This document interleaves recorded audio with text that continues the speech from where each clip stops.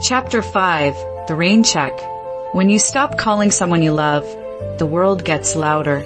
I buried myself in stories. I covered a small town library fighting to stay open, and a family who started a food pantry in their garage.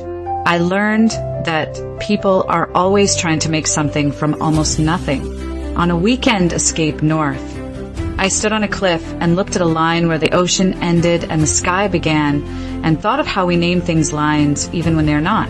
At night, I tried to follow my own advice about long-distance relationships. See your friends, sleep, eat well.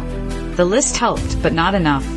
I wanted to tell him stupid things, like how the new laundromat eats socks, and how Ruth's cat likes to sit on my keyboard and delete whole paragraphs like a tiny editor who hates verbs.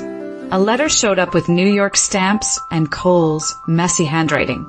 Inside was a single page torn from a small notebook and a folded blueprint printed on cheap paper.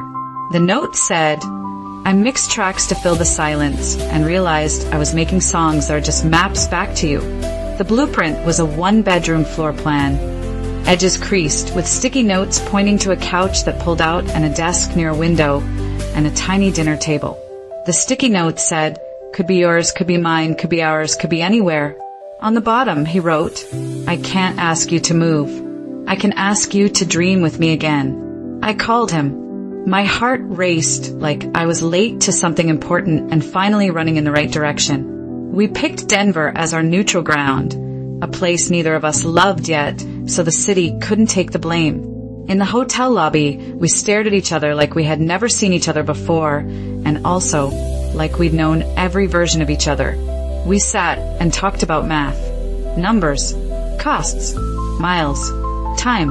But then we talked about faith, not the church kind, but the kind where you plant seeds where there isn't much soil and trust something will grow because you'll water it every day.